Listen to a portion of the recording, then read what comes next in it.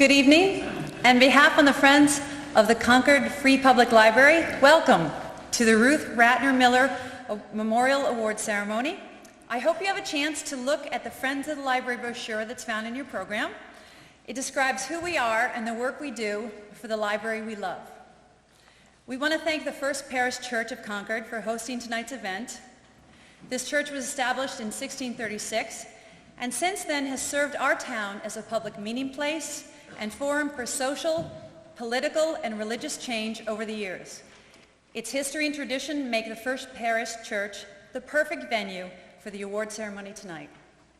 In order that we all may enjoy this historical setting, we ask that the cell phones that you may have be turned off at this time.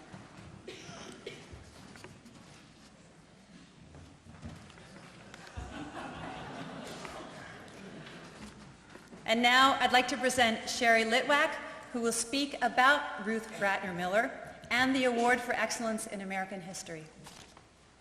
Thank you, Sarah.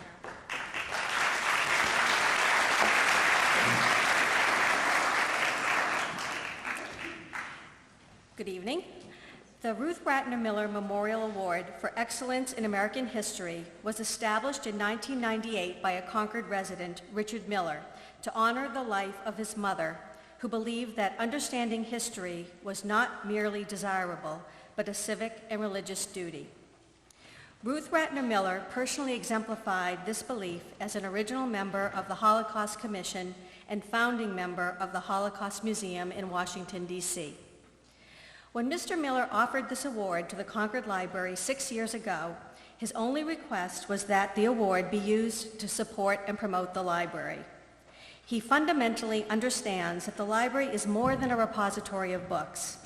It is a repository of our history, as well as a center for contemporary knowledge, a community center in the truest sense, offering children's programs, lectures, concerts, poetry readings, films, and book discussion groups, all free and open to the public.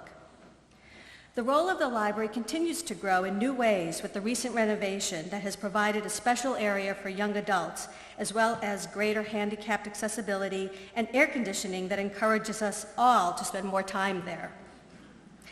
And it should be noted that tonight's recipient played a vital role in making this renovation a reality. She is someone who has indeed supported and promoted the library in so many ways. It also seems particularly fitting for the Friends of the Concord Library to offer and present this award, since it is the mission of the Friends to expand the role of the library by offering programs to the community that stimulate and inspire. Our program tonight is a stellar example of how the Friends strive to fulfill this mission. The past recipients, as well as the one we have come to honor tonight, have distinguished themselves by writing about, teaching, and sometimes making history. In this way, we hope the award will symbolically represent the relevance of history and the importance of keeping it alive, as Ruth Ratner Miller did so passionately in her life. The Friends of the Concord Free Public Library are honored to have with us tonight Doris Kearns Goodwim, a presidential biographer who wrote in our very own Concord Library's reading room both the Fitzgeralds and Kennedys, as well as part of No Ordinary Time, Franklin and Eleanor Roosevelt, for which she won the 1995 Pulitzer Prize for History. She is our 2006 award recipient and the first Concordian to be so honored. Mike Barnacle is unable to be with us tonight, but we are privileged to have Rob Mitchell with us tonight, founder and guiding force for the very successful Concord Authors Festival. Now in its 14th year, this unique event has offered a venue for new, established, and award-winning authors. He will now introduce Doris Kearns Goodman.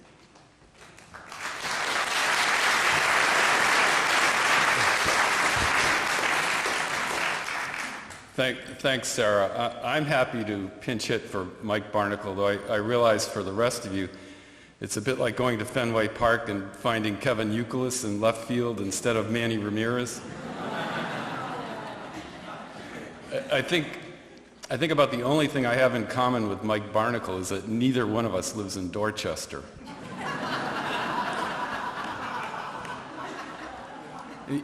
Even though I'm not a historian, I've never written a book, I feel like I am getting a little bit closer to the Ruth Ratner Miller Award. A couple of years ago, I introduced the introducer. And tonight I'm introducing the actual recipient of the award. I think it's one of those 6 degrees of separation things. My claim to fame in that regard is that this was several years ago. I was in a program where I introduced the guy who introduced the guy who introduced Toni Morrison. That, and years ago when I was in high school, I dated a girl who was recently in a movie with Kevin Bacon.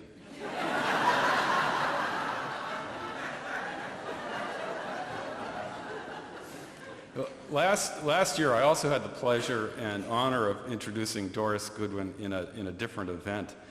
And I told the story about knowing Doris back in the 1960s, and I thought I'd skip over that story and bring it up to date.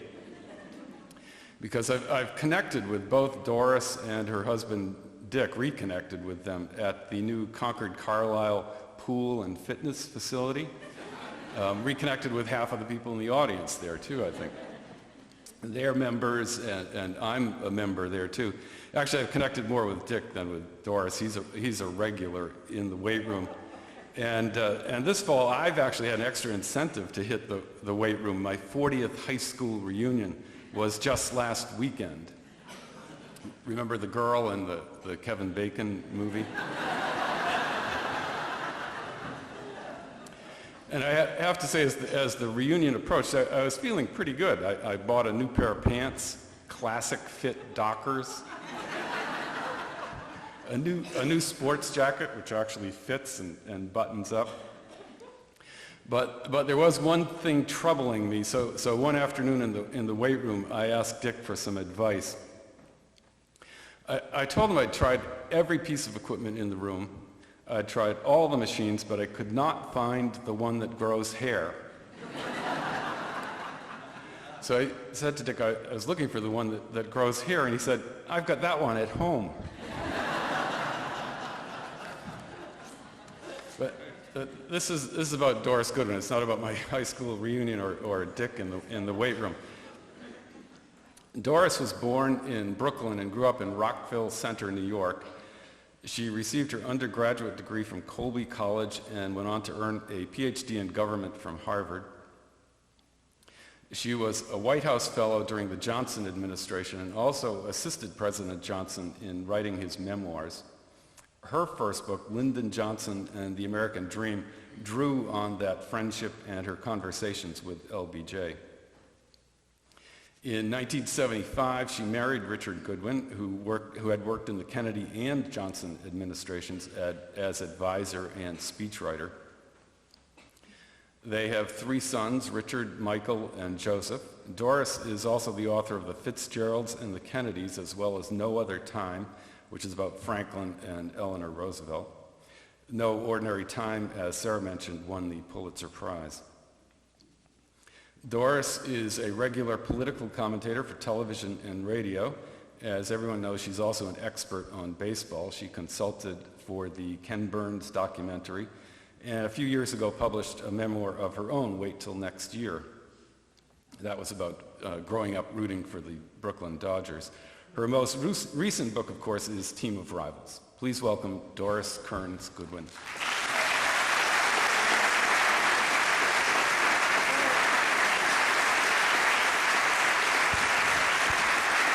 Thank you.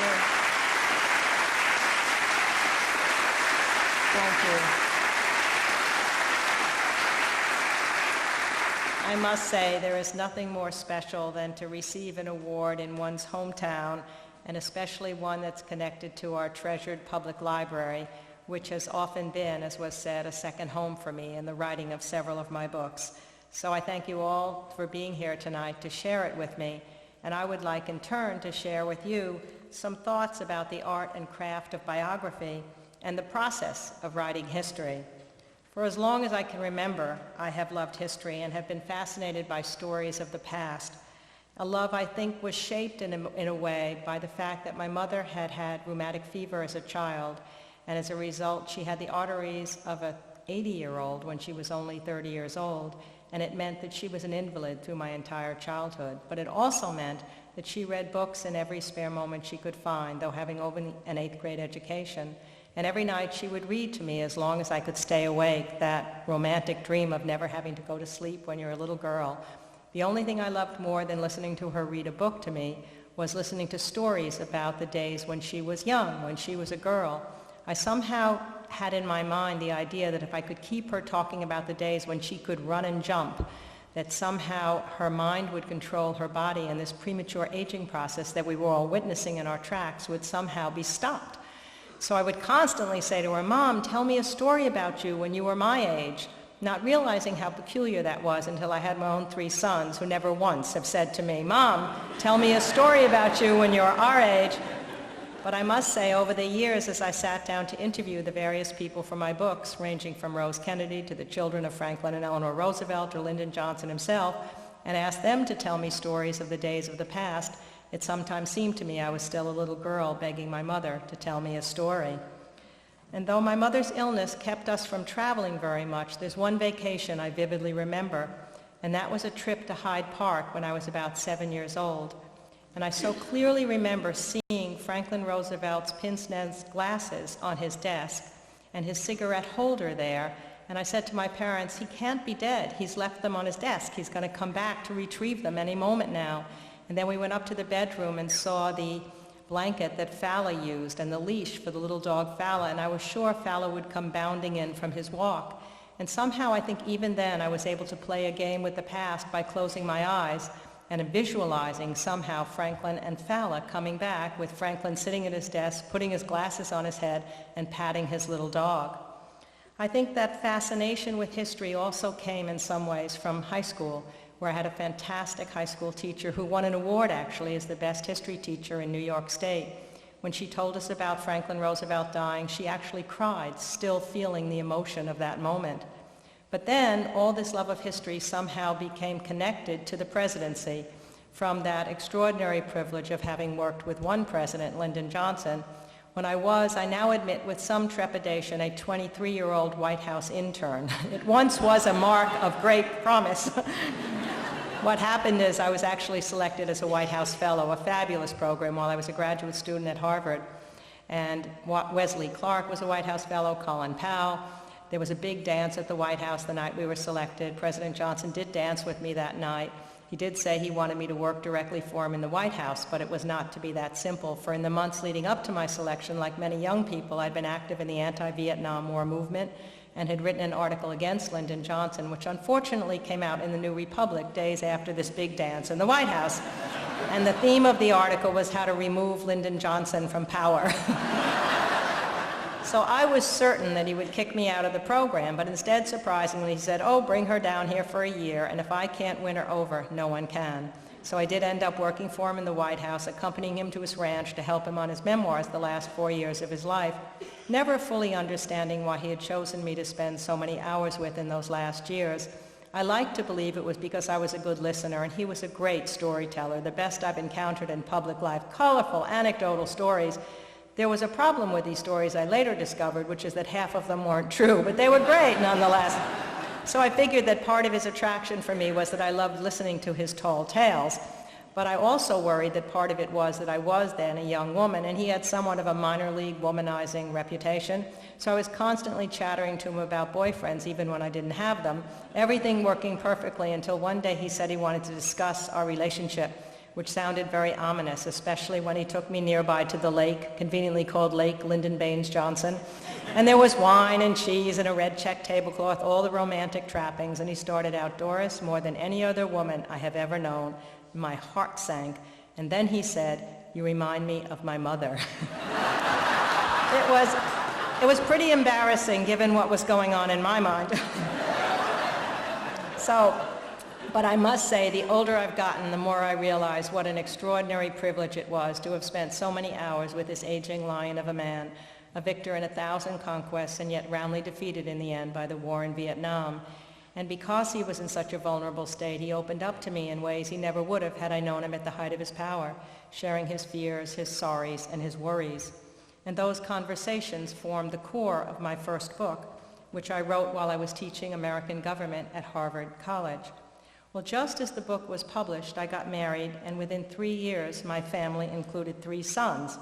I had just embarked on my next work, the 3-generation history of the Kennedy family, was trying to teach and write and be with my kids, and despite long lists of things to do, I found it impossible to get through the days.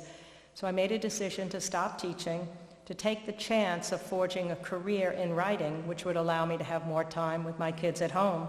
Even then, it still took 7 years for that book on the Kennedys to be completed.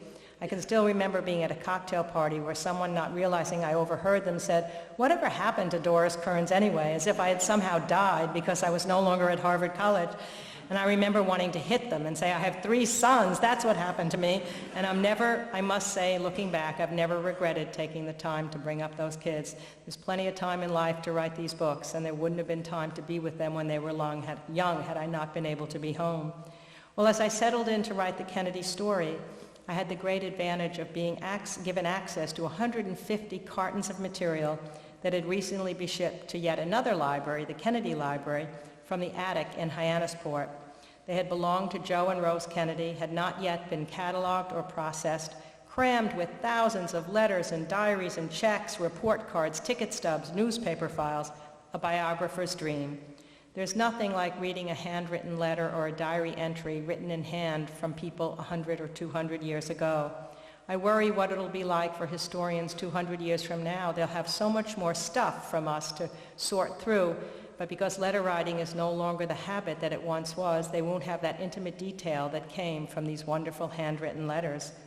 The material really dictated the form of the book I ended up writing, which followed the Kennedy story from the birth of Rose Kennedy's father, John Fitzgerald, to the inauguration of John F. Kennedy.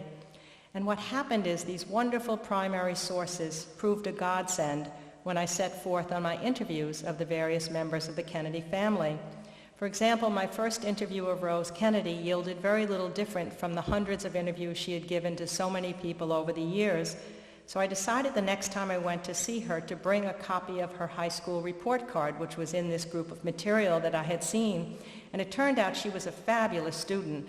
And you could see from all the 98s on her report card that that was so. I handed it to her. This huge smile came over her face, and she said, "You know, I almost was the valedictorian of my class, but that guy Tom beat me out by 0.2 of a point." At this point, she's like 92 years old, still remembering this. But the interesting thing is that seeing that report card sparked an emotional memory for her as she began to tell me that when she was a junior in high school in Dorchester, she had gotten into Wellesley College. She was so excited at the thought of going. It was just where she wanted to go.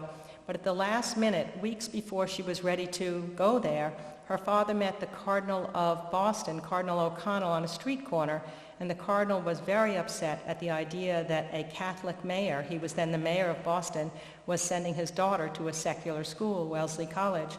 So he pulled her out of Wellesley at the last moment, sent her to the Sacred Heart Convent instead. And she then said to me at the age of 92 that she'd always been a little sad about that.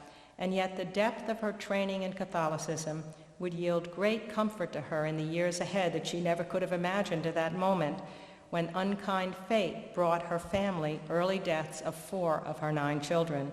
Joe Jr. at 29, Kathleen at 28, JFK at 46, and Bobby Kennedy at 43.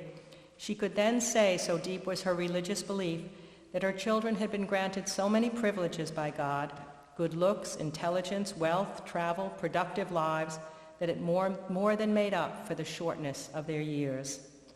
Well, I turned after the Kennedy family to Franklin and Eleanor Roosevelt and the home front during World War II, in part because I had become fascinated with World War II through the Kennedy story, and in part because I think I wanted the luxury of living with a woman as a major character, and by focusing on the home front rather than the battles, Eleanor could be a true partner to Franklin Roosevelt. So if the conversations with LBJ formed the center of my first book on Lyndon Johnson, and the papers of Joe and Rose Kennedy formed the center of the second book, a little known source in the Roosevelt Library proved the starting point for the story of the home front. Very early in the research, I came up with what were called the White House Usher Diaries. These were handwritten entries kept at the end of every day by the White House usher, recording when Franklin and Eleanor got up in the morning, with whom they had breakfast, lunch, and dinner, who were invited to sleep overnight, who visited them during the days. Other scholars had used them for dramatic days like Pearl Harbor or Election Day, but I took notes on every single entry for every single day from 1940 to 1945, the period I was covering. For once I knew which friends or which cabinet officers had come that day, I could then track down their diary entries or their letters or newspaper clippings to figure out what they had talked about that day. And through these diaries, I learned that the White House during World War II had really become the most exclusive residential hotel one could possibly imagine, because Roosevelt kept inviting people to sleep overnight in the White House. He invited, for example, Winston Churchill to come and spend weeks at a time in a bedroom diagonally across from his on the second floor of the White House. The two of them would stay up at night until 2 a.m., as the ushers would note in their diary, until finally Eleanor would come in and say, "Isn't it time for you two little boys to go to bed?" He invited his foreign policy advisor, Harry Hopkins, to dinner one night early in the war, recorded in the ushers' diaries. He slept over, did not leave until the war came to an end. Lorena Hickok, a former reporter who loved Eleanor, had a bedroom next to Eleanor. Missy LeHand, who loved Franklin Roosevelt and was his secretary, had a bedroom in the family quarters. And a beautiful princess from Norway, Princess Martha, in exile in America during the war, had a bedroom there on the weekends. So I kept imagining, as I was working on all these materials, how fantastic it must have been as they all gathered in their bathrobes in the corridor that surrounds the bedroom suites on the second floor of the White House, and wishing that when I'd been up there with Lyndon Johnson, I thought of asking, where did FDR sleep? Where was Eleanor? Where was Winston Churchill? But of course, at 23 and 24 years old, I wasn't thinking that way. So I happened to mention this on a radio program in Washington, and it happened that Hillary Clinton was listening. With her obsession with Eleanor Roosevelt, she promptly called me up at the radio station and invited me to sleep overnight in the White House. She said we could then wander the corridor together and figure out where everyone had slept 50 years earlier. So 2 weeks later, she followed up with an invitation to a state dinner for my husband and me, after which, between midnight and 2 a.m., the President, Mrs. Clinton, and my husband and I went through every room up there with my map in hand and figured out, yes, Chelsea Clinton is sleeping where Harry Hopkins once slept. Bill Clinton is sleeping where FDR was, and most excitingly, we were sleeping that night in Winston Churchill's bedroom, which meant there was no way I could sleep. I was certain he was sitting in the corner drinking his brandy and smoking his ever-present cigar. In fact, that bedroom is the scene of my favorite story in World War II, which is that when Churchill came there shortly after Pearl Harbor, he and Roosevelt were set to sign a document that put the Allied nations against the Axis powers. But the Allied nations were calling themselves then the Associated Nations, and no one liked the word. So early that morning, Roosevelt awakened with a whole new idea of calling themselves the United Nations. It's where the word is born. He was so excited he had himself wheeled into Churchill's bedroom, our bedroom, to tell him the news. But it so happened Churchill was just coming out of the bathtub and had absolutely nothing on. So Roosevelt said, "I'm so sorry, I'll come back in a few moments," but Churchill, ever able to speak spontaneously in a very formal voice, said, "Oh no, please stay. The Prime Minister of Great Britain has nothing to hide from the President of the United States." Can you imagine? You're dripping from the tub, your stomach is sticking out, and you have the presence of mind to say that? So then Roosevelt tells him the idea of the United Nations. Churchill embraces it once, has the further presence of mind to quote an entire poem in British literature where the words United Nations had once been used. So that night, as soon as the President and Mrs. Clinton left, I couldn't wait to go in the bathtub. Then I truly felt I was in the presence of the greatness of the past. Well, with these ushers' diaries really as my base, what I did was to create chronological notebooks covering every single day of that period from 40 to 45. And then added to those daily entries, letters, diary entries, newspaper clippings from that day's, Eleanor's columns for that day's, White House memos, all attached to fill out day by day. Not that I would write the story in strict chronological order, but it allowed me to think day by day, to know only what my subjects knew at the time, allowing me to move with them step by step through the ups and downs of the war. My heroine, Barbara Tuchman, once wrote that the challenge for a narrative historian, even if writing about a famous war, is to keep up the suspense until the outcome is known. And the only way to do that is to imagine to yourself that you do not know how the war ended. Only what your characters know is what you know. In other words, to resist the temptation to refer as you're writing to events still ahead. Cut all references that suggest future knowledge. In some ways, I learned this instinctively as a child, as I've often said, when my father taught me that mysterious art of keeping score while listening to baseball games. So when he went to work in New York during the day, I could record for him the history of that afternoon's Brooklyn Dodger game. And when he came home, I would then go through in excruciating detail every single play of every inning of the game that had just taken place that afternoon. But he made me feel I was telling him a fabulous story. But the problem was, when I first started this ritual, I would blurt out, "The Dodgers won," or "The Dodgers lost," which took much of the drama of this 2-hour telling away. So I learned then you have to tell a story from beginning to middle to end, which in some ways I think is the craft of being a narrative historian. Well, it took 6 years to write the Roosevelt book. Embarrassingly, it took longer to write about World War II than it took the war to be fought. But I must say I felt enlarged in the presence of these two extraordinary individuals, and at the same time humbled by the remarkable generation that fought and died to save Western civilization against the extraordinary threat of Adolf Hitler and Nazi Germany. So I must admit, when I finally had to turn to my next project, which turned out to be Abraham Lincoln and the Civil War, I felt a sadness at leaving these familiar friends behind. When I had to move all my Roosevelt books out of my library to make room for the new accumulating Lincoln books, it was almost with a sense of betrayal. You do get that connected to these people you've spent time with. In fact, I have this recurrent nightmare that somewhere in the afterlife there's going to be a panel of all these presidents I've ever studied, and each one of them is going to tell me every single thing I got wrong. But the first person to scream out will be Lyndon Johnson saying, "How come that damn book on the Kennedys was twice as long as the book you wrote about me?" Now, when I started the Lincoln Project 10 years ago, I thought at first I would focus on Abraham and Mary's relationship. Probably you get a certain confidence from doing it one time and you think maybe I can do the same thing again with Lincoln. But the more I got into it, the more I realized that Mary, unlike Eleanor, could not carry the public side of the story, even though the private side of the story would be realized through her. Moreover, as I plunged into the Civil War's version of the Roosevelt's Usher's Diaries, a 3-volume day-by-day chronicle of Lincoln's life, I realized as I look at how Lincoln was spending his time that every day he spent more time with the members of his cabinet than he did with Mary, that he was married to them more in terms of the emotions he shared with them as they sat together in the telegraph office waiting for the news that 10,000, 20,000 people had been killed that day in a battle, as they rode together to the battlefields to visit the soldiers or relaxed together at night.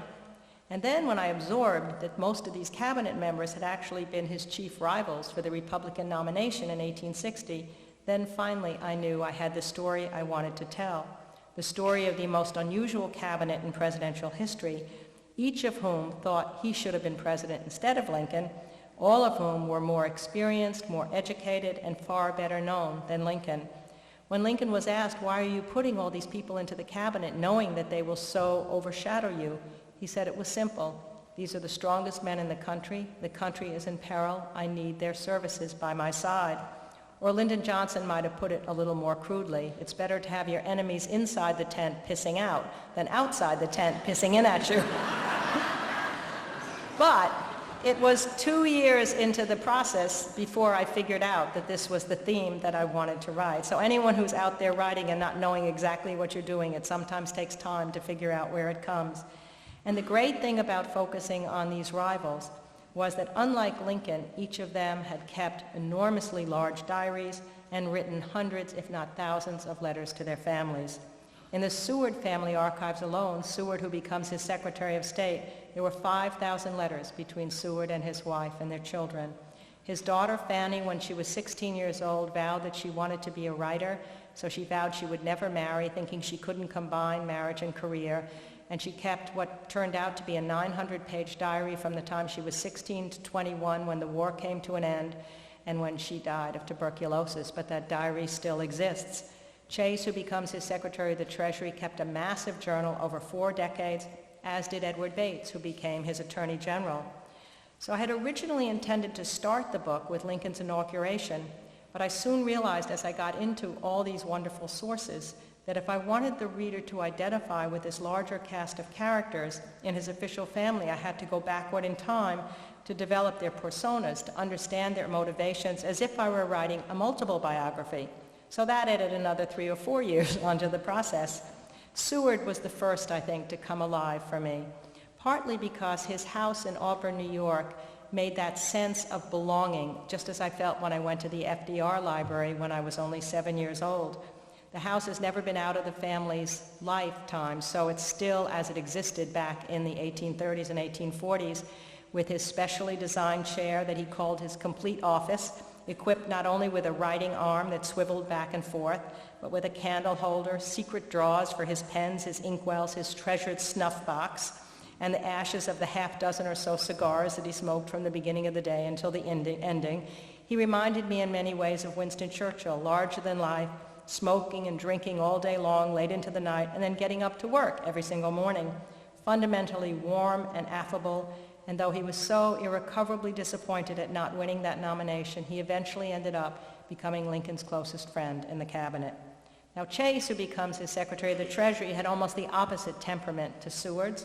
He never drank, he never smoked, he considered novels which Seward loved wasteful, he thought theater was sinful, which both Seward and Lincoln loved. He spent his evenings studying foreign languages, practicing jokes he could never deliver with ease, or confessing to his diary his overpowering obsession to become first in whatever he did, or eventually to become President of the United States. It was sad, a friend noted. He had such an honorable career. He'd been governor and senator of New York. He considered the attorney general for runaway slaves, but his relentless desire to be president had never been fulfilled. In some ways, I believe that that overpowering desire came from a terrible void in his private life. Death stalked these people in ways that we can never imagine. He had married 3 young women, all of whom died young, the first at 22 in childbirth, the second at 25 of TB, and the third in her early 30s of tuberculosis. And he never married again, pouring all of his energy and ambition into this hope that someday he would reach the White House, which sets him up on a collision course with Lincoln in 1864. Now Bates, who becomes his Attorney General, the arc of his life was almost opposite to Chase's, because he was very ambitious when he was young, loved state politics, went to the Congress, but then he fell so deeply in love with his wife Julia that he couldn't bear being away from her. He wrote her letters when he was on his way to Congress saying he could get through the days without her, but the nights were impossible. He felt this restless, indefinable feeling, and he never wanted to feel it again. So eventually he didn't stand for Congress. He was offered cabinet posts that he turned them down. He just wanted to spend the nights with his dear Julia. Well, it turned out he must have done so, for they ended up having 17 children. But the interesting thing is it shows the importance of private life and how the decisions one makes in private life affect public life. I sometimes think about the way these stuffy old books were written by male biographers in the 19th century. They wouldn't even mention the wife. They wouldn't even have the name of the wife in there, as if it had no impact whatsoever on the course of the public life of the person they were writing about. And this was such a clear indication of one of those examples where it did. So slowly, as I worked my way into the lives of these various guys, as I called them, they were my guys, I felt confident that I knew them, but it was still scary to think about Lincoln with so much having been written about him. And I was overwhelmed for a little bit of time with the problem of how to structure the first third of the book, which would deal with all of these lives together before Lincoln's inauguration.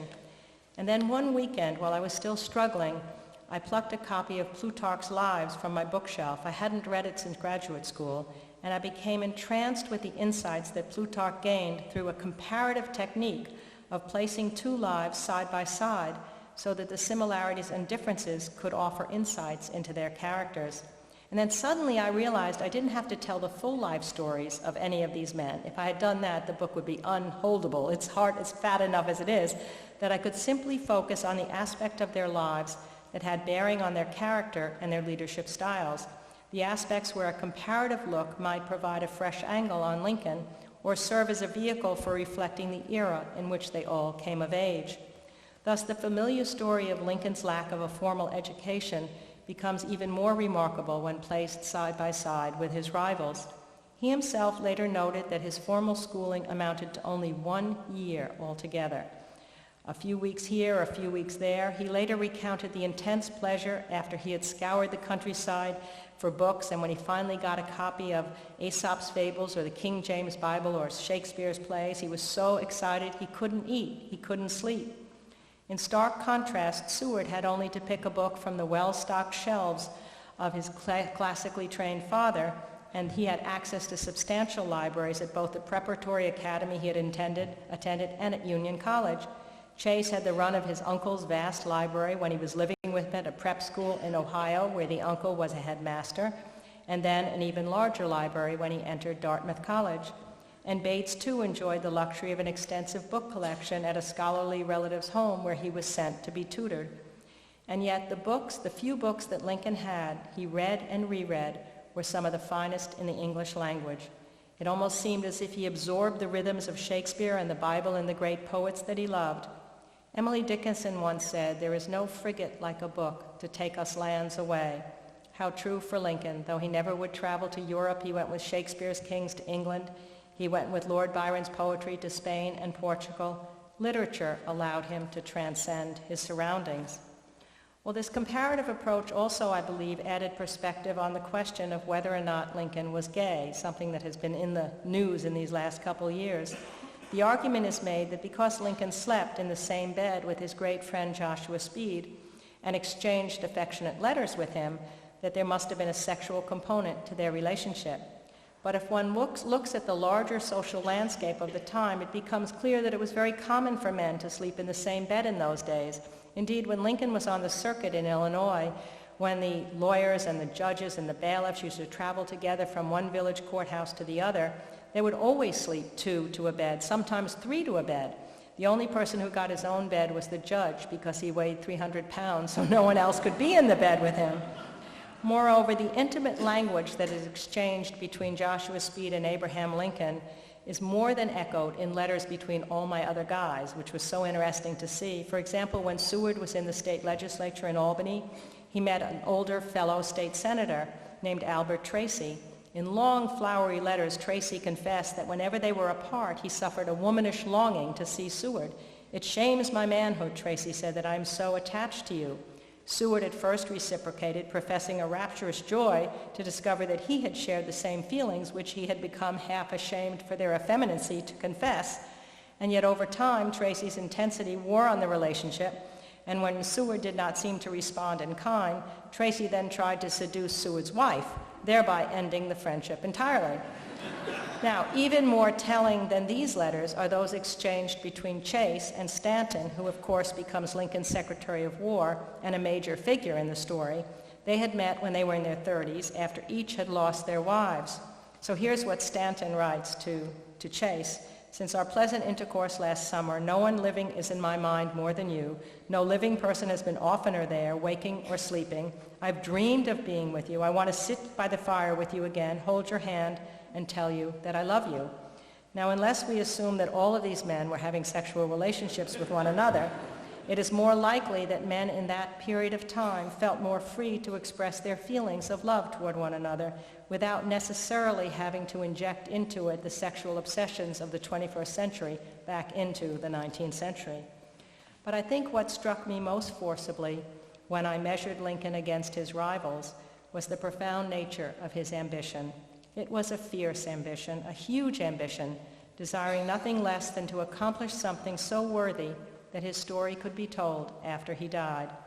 It was an ambition free, it was said, of pettiness, of malice, and overindulgence, sharing little ground with Chase's blatant obsession with office and power, or with Seward's tendency toward opportunism, or the ambivalent ambition which led Bates to withdraw from public life in favor of his family.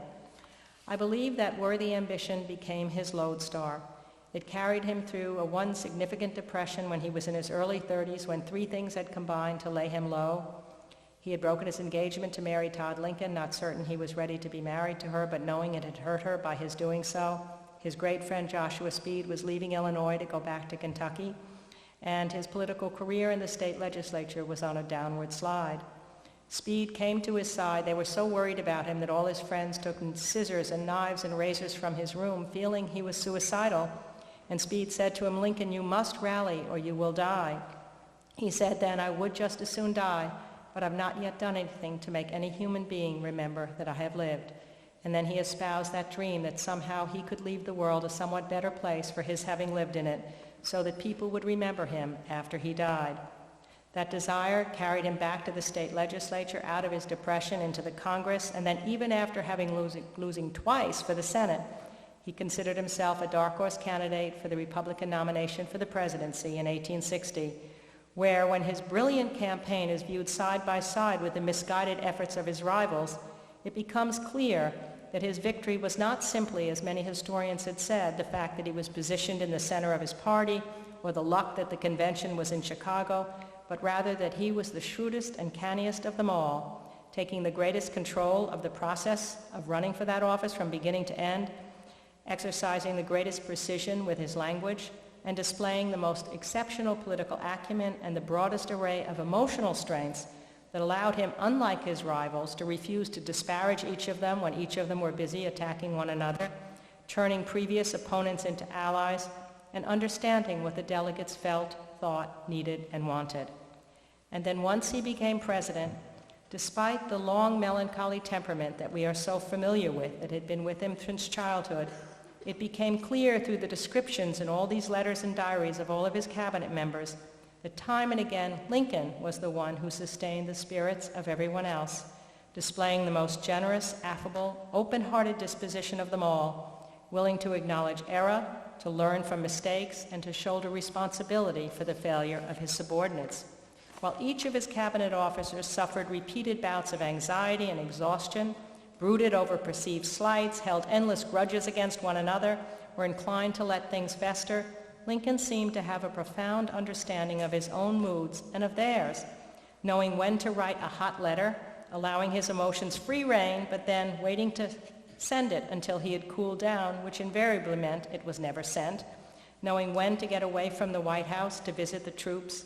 Invariably, right after a tough battle, his immediate instinct was to go to the battlefront, where he could walk amidst their ranks, talk with the wounded in the hospitals, bolster their morale as well as his own, knowing when to break the tension of a cabinet meeting by telling a humorous tale.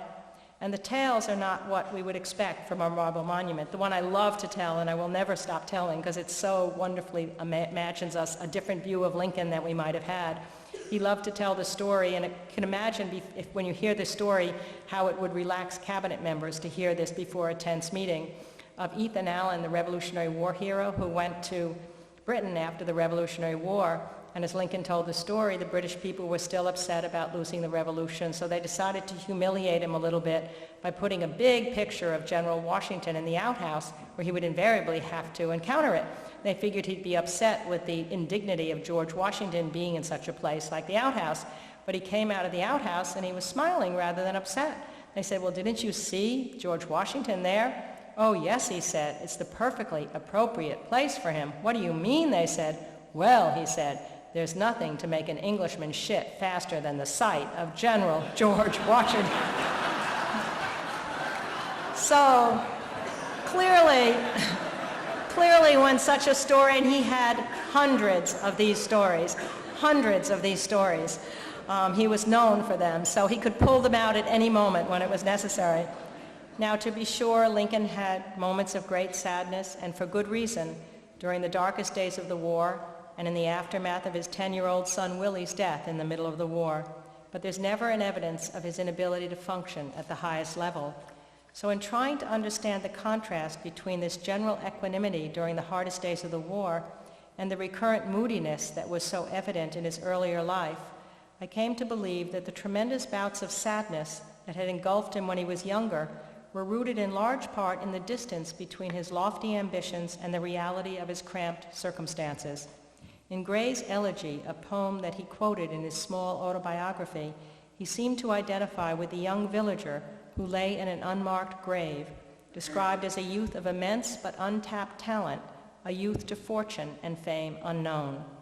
By the time he reached the presidency, however, he no longer had to fear that his flower would blush unseen, nor did he have to fear, as he had said in an earlier speech when he was in his early 30s, that the field of glory had been fully harvested by the founding fathers. He worried then that there was little left for his generation but modest ambitions. But then the wheel of history had of course turned in the 1850s, providing his generation with a challenge equal to or even greater than that of the founding fathers. And Lincoln himself, when he reached the presidency, was finally in a place where his talents could be fully realized. He had finally been given the opportunity he had craved all his life to accomplish something worthy so his story could be told. When Joshua Speed came to the White House after the Emancipation Proclamation was signed, Lincoln spoke directly to this lifelong ambition. "I believe in this measure," he told his old friend. "My fondest hopes will be realized. If my name ever goes into history," he said, "it will be for this act, and my whole soul is in it." I must confess, after living with this remarkable man day after day for that decade, having come not only to a profound respect but even a great affection for him, I couldn't bear ending the story with his assassination and death. So it was thrilling to find a reference to an article in a New York World newspaper in 1908, which provided an interview with the great Russian writer Leo Tolstoy. And as soon as I read this, I knew this was the ending for the book. In this remarkable interview, Tolstoy told of a journey to a remote area of the Caucasus, to an area where there were wild barbarians who had never been set foot outside of this small area. And when Tolstoy was there, they asked him to tell great stories of the men of history.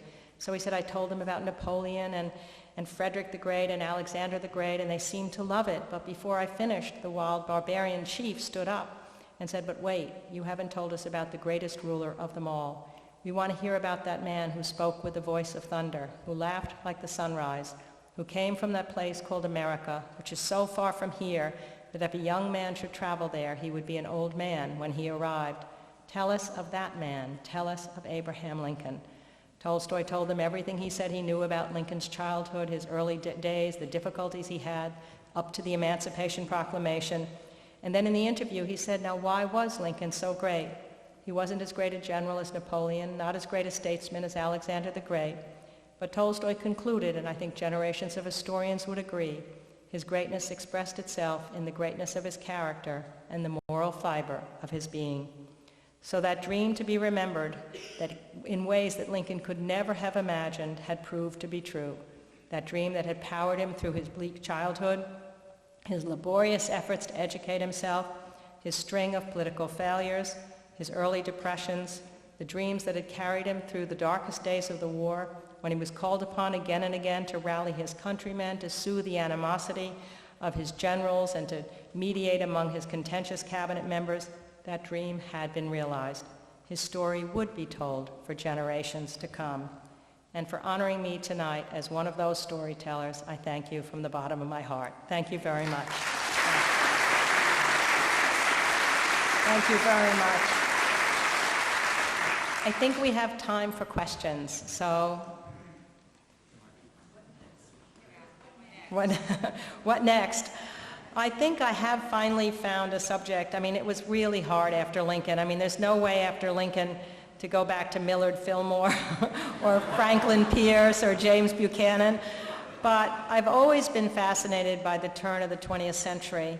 And so what I'm thinking of doing is Teddy Roosevelt, Taft, and the muckrakers. There's a wonderful golden age of journalism then, where you have Ida Tarbell and Lincoln Steffens and Ray Baker and Upton Sinclair creating a mood of reform.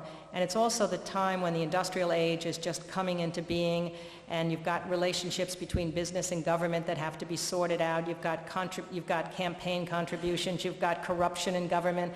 You've got tenements in the cities. You've got poverty, things not unlike today. And it's just a period, I think, that and the wonderful thing is that Teddy and Taft were great friends. And then when Taft ends up becoming Teddy's successor, but then being too conservative for Teddy, Teddy ends up running against him in 1912, breaking the friendship, and in some ways destroying the progressive wing of the Republican Party. So I'm now finally beginning slowly to fall in love again. Although I must say, when I walk by the Chaise Lounge where I worked on Lincoln, my husband helped me in the last couple of years. He was in his part of the house, I was in my part of the house. It was one of the happier times of our lives, and I'm not sure it's going to be easy to match the kind of person Lincoln was. But Teddy's a huge character, and as I said about him, he loved to be the center of everything, that he liked to be the bride at the wedding and the corpse at the funeral, and he had a huge personality. And of course, his interest in conservation has a modern connotation, so I'm beginning to go get letters from Ida Tarbell and Ray Baker and McClure, this guy who had a magazine, and it's fun again. And I promise the publishers it'll only take 3 years instead of 10 years and be half the length of this book, so you'll be able to hold it in bed, hopefully. Yeah, I really do think it's going to be very difficult. I mean, certainly the period of time between letter writing that then went into phone calls, and we didn't have any record of what people were saying on phones unless you had people like Nixon or LBJ who were taping the phone calls. Between then and emails, it's complete blank for biographers. The only question will be, will emails be saved? They're not the same as letters. I mean, they're staccato. You know, when somebody wrote a handwritten letter, somehow you put your emotions into it, you put yourself into it, and people would save them. I mean, I've even saved letters from camp when I was little because they were handwritten somehow. And whenever I talk to high school or college students, I always tell them if they've had a boyfriend or a girlfriend and they've got all these great emails, don't delete them when you break up because some biographer someday may want to know about it. But I think it's going to be really hard because, I mean, look, in the White House now, people are afraid to keep diaries because of the potential of subpoena after that's happened. And people don't write letters regularly to one another. Even, I remember during Ken Burns' documentary on the Civil War, ordinary soldiers were writing more beautiful letters than I can imagine many of our college-age kids would write today. I must say, one of the great things that happened when our youngest son ended up going to Iraq, because he joined the Army after September 11th, having graduated from Harvard College in June of 2001 with no thought of the Army, having graduated in history and lit.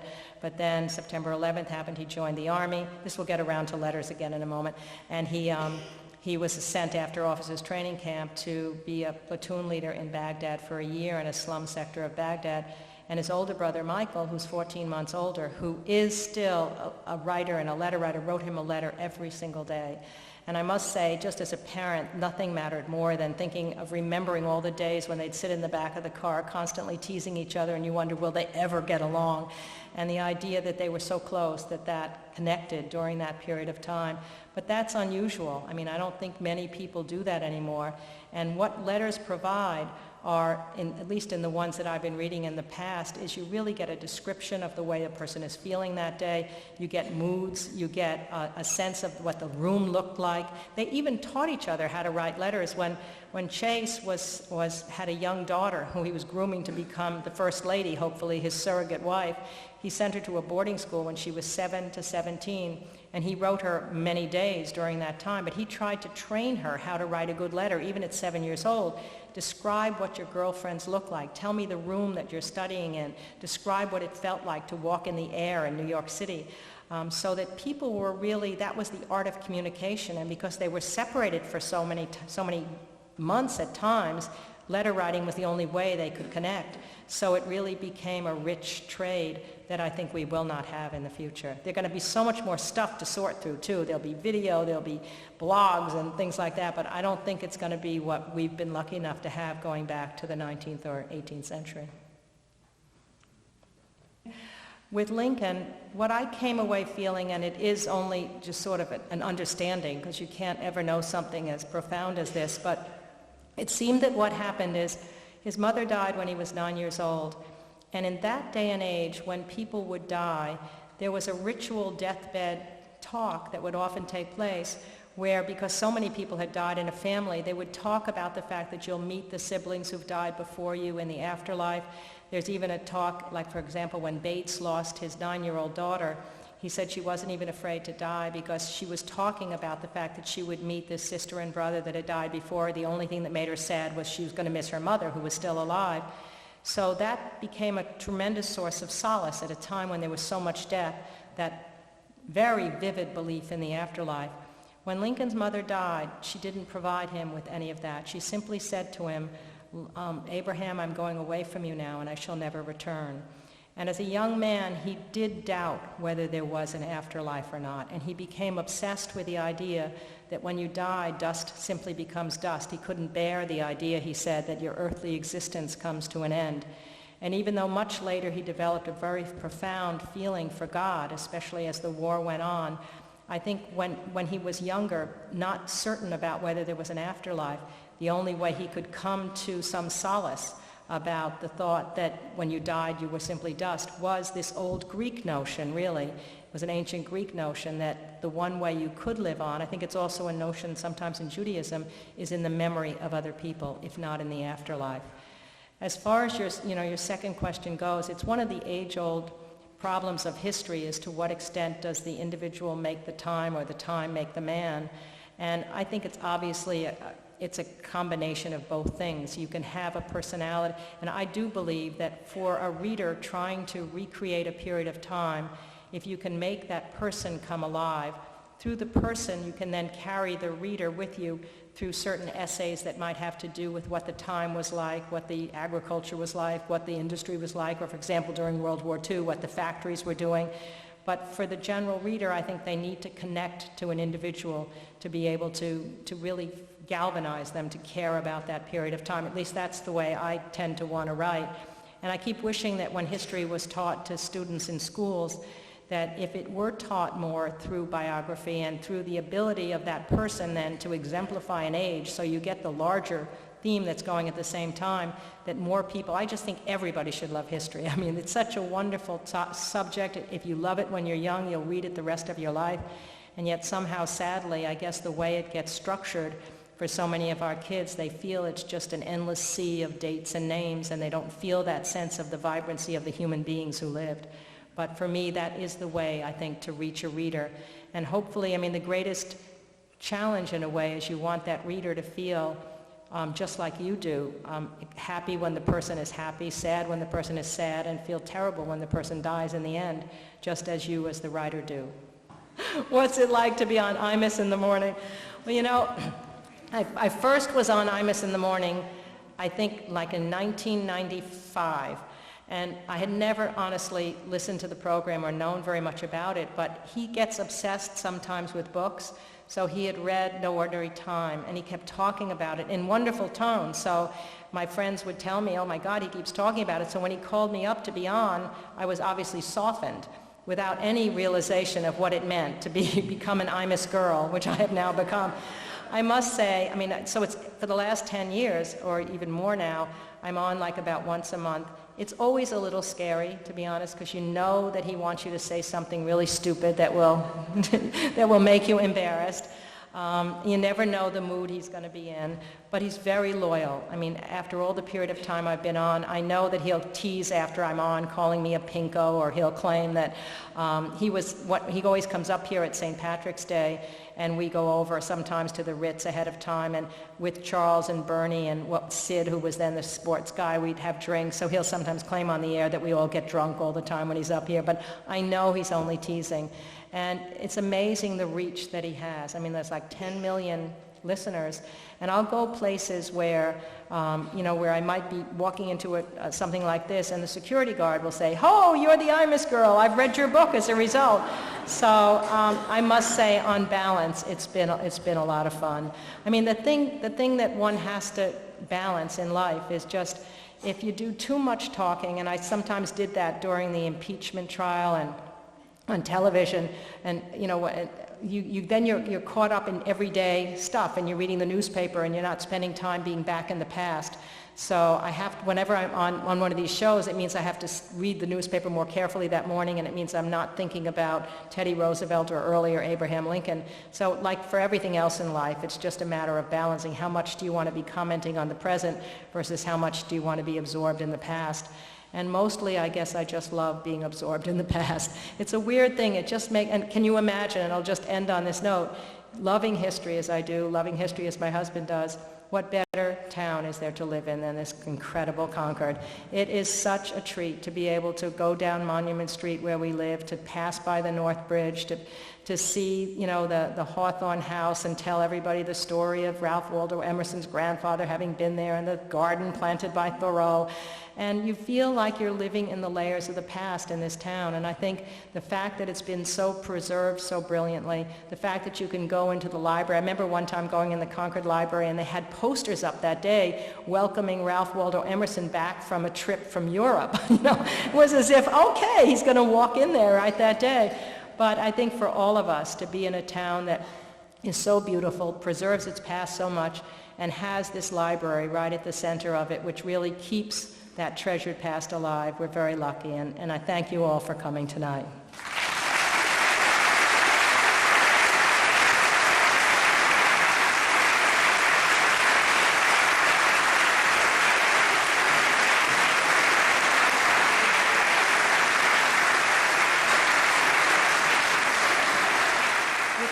Finials that were saved. And some years later, a tradition began in the library and continues today where the retiring trustees and others who have made outstanding contributions to our library are awarded.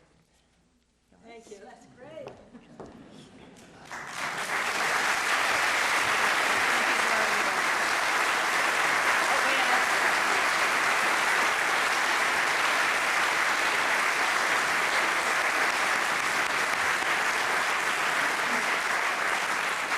Doris Kearns Goodwin, for the contribution you have made through your writings to all who value history and what it teaches us, I am honored to present you the symbol of our esteem on behalf of the Friends of the Concord Public Free Library. Thank you very much. Thank you.